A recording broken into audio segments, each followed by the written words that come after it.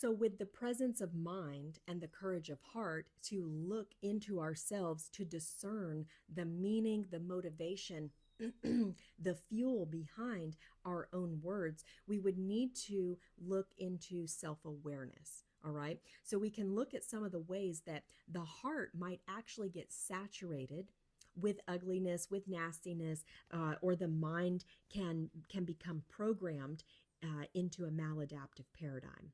All right. So first we have the influence of the environment. All right. We're going to get our values from the environment. We're going to get our beliefs.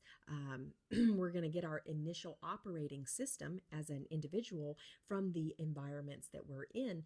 And this can also extend. Okay. So this is including our family, our schools, our community, and our workplaces. All right. So that's the material environments, but we also have online environments now.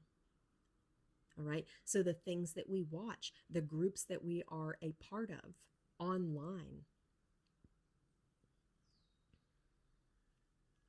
the type of content that we engage in, all of these things, all of the digital environments, they create an environment around us, within us. All right, as much as the family system, the community, our schools, and our work. All right, so from the environment, we're going to be influenced. The quality of our heart and the focus of our mind, or the belief system of our mind, it's going to be influenced by our environment, by people, by systems. All right. Some of these influences are going to be explicit, obvious. Tuck in your shirt at work. That is a value for the workplace. All right. That's explicit. It's obvious. It's made clear. A lot of the influence, however, is implicit. It's implicit. And so we learn it, we absorb it, we even become it without even recognizing that any of it is happening. All right. So, whenever we're growing up, whenever we're younger, we're in these environments, we're getting getting the programming to our operating system set by the influences in our environments, in our families. But as we grow older, it is up to us to, again, presence of mind, and come in and look at, well, where am I really? What am I really thinking? What is my belief? How does that stack up next to someone else's? All right. And not to think, well, my belief system is better than someone else's, but just to be able to see our own belief system at all. Right. So there goes the Little Bear example that I used in Little Bear. We could see the expressions of the mindset from the different episodes that came from different writers. All right. So we can look at a lot of times if we want to observe ourselves, we might seek out someone who is different from us, someone who thinks different, somebody who has a different operating system, a different paradigm, a different quality of heart. And instead of comparing in the sense of, well, I think mine is right, or oh, I feel ashamed that mine is wrong. Never minding those things, but really looking at what is the quality of this paradigm. What is my mindset in comparison to, say, 5 different ones?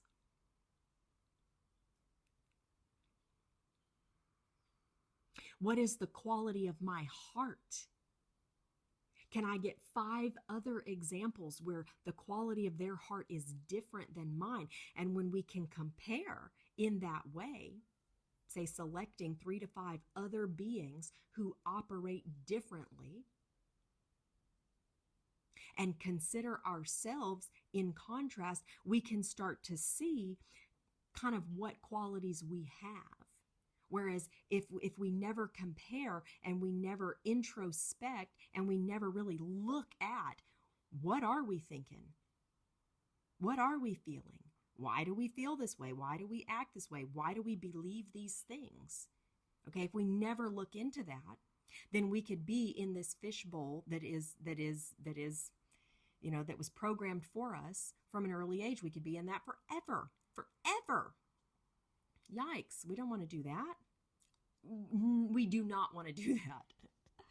All right. So that's one exercise that you can do to start to, the fish doesn't know the water it swims in type of thing, to start to see our own water, basically. All right. Especially regarding the influence of the environment, our peer groups, our family system, our community, the things that we watch and entertain online, the groups that we're a part of there.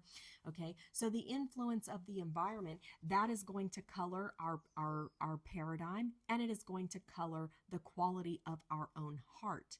All right, so then we have, and we'll move on from that, and we'll go over to wounded psyche, areas within our psyche that are wounded. This can be from traumatic events. It can be from complex trauma. It can be from acute trauma. It can be from unmet needs. All right. A lot of wounding to the psyche happens in childhood and adolescence, although it certainly can continue into adulthood or even initially occur in adulthood. But a lot of us, we will have wounds in our psyche from traumas and unmet needs in our childhood. And so it is helpful for us to go back. So say present day, we might not feel like, oh, that violent, abusive parent, well, I'm over that now. I'm functional. I'm okay. Well, what about have we actually went in to those feelings, to those experiences, and found where it actually hurt us deeply? Right? Because we might still be carrying a backpack of grief. It might show up as inflammation in our body. If one parent abandoned a child, that child may say, and as an adult, feel hatred toward that parent and rigid toward that parent, and they may be flying high in their own life and they don't want anything to do with it. But the wound, it's just been covered up, and it still is fueling, and it still is motivated, and it still is sickening and poisoning the adults, right? So some of these wounds that we received to our psyche, to our heart in childhood, just because we think that we're functional now, well, we might be quite functional in certain ways. But if we have not healed those things, if we have not went to look in and healed them from our perspective today, then they will still be oozing and festering and informing our heart and our mind with a poison. So we might, from a wound in the psyche, we might have a maladaptive belief and behavioral pattern in our relationships today, or even an unhealthy relationship to work today.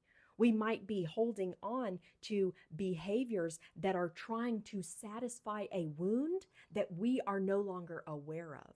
And those behaviors, the maladaptive behaviors, they feel good for a moment maybe, or they sound good to us, but they cannot heal the wound. They cannot heal the wound. And so that can become idolatry, trying to satisfy a wound with something that it cannot satisfy.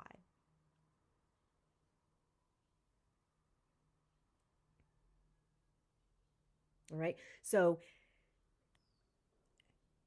looking at some of the ways that the heart can get saturated or bound up or tangled up with ugliness, even with wickedness, okay? The unmet needs, traumatic events, any kind of wound to the psyche, it's going to be helpful It's going to be helpful for us to go back and say, well, that was a pretty big deal. Maybe I don't feel anything about it right now, but I did, and I had never resolved it. So let me go back and let me see, where is the wound within me? I don't have to fix it yet, right? I just need to see, where is that wound and how is it showing up and informing my life, my mind, my behaviors today? What is it doing? What is that wound doing inside my heart today? All right. So if we are not an intentional gardener of our heart, these wounds, they will go unnoticed. They will not be interrupted, and they can grow, they can fester, and they can poison us. All right. Now the divine, that is the gardener of our heart. So we want to, in this case, we might want to partner up with the divine, with God, and ask God for help, for discernment, for courage, and for the tools to steward the garden of our heart properly, in a healthy, in a beautiful way. All right? So we'll say again, guard your heart above all else, for it is the source of life. Don't let your mouth speak dishonestly. Don't let your lips talk deviously. I believe that we probably all have wounds, a wounded psyche, wounded heart in some way, whether it was a long time ago, whether it was recent, whether it was minor, whether it was humongous.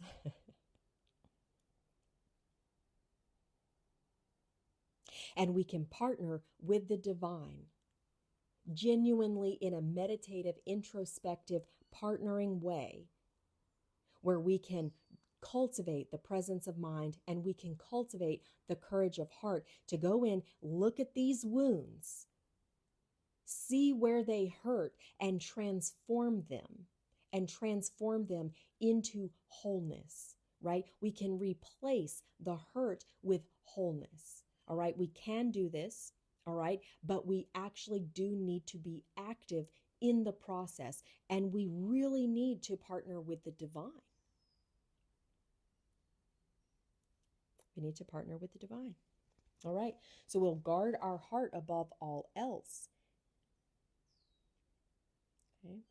We will guard our heart above all else, and we will partner with the divine to bring us into the presence of mind and even the courage of heart to look at some of these things, to look at the influences that we were not aware of. And, once we recognize the influences, we may feel foolish.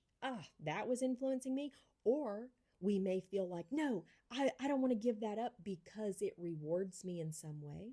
That's okay. All we need to do is notice. All we need to do is be aware at first. All right. And then the presence of mind and the courage of heart to look into, where are we wounded in our psyche? Where have we been wounded in our heart? And we need to go in there and give it some attention.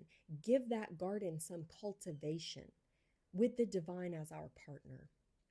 All right. So a little bit of self-awareness, just a little bit of reflection on where you might have wounds, where there have been traumatic events that you didn't fully process, where there were unmet needs that, now as an adult, you might say, I don't need that. I've solved it myself. But have we healed the child who did need that? Have we healed that place, or are we just coming from a hardened place?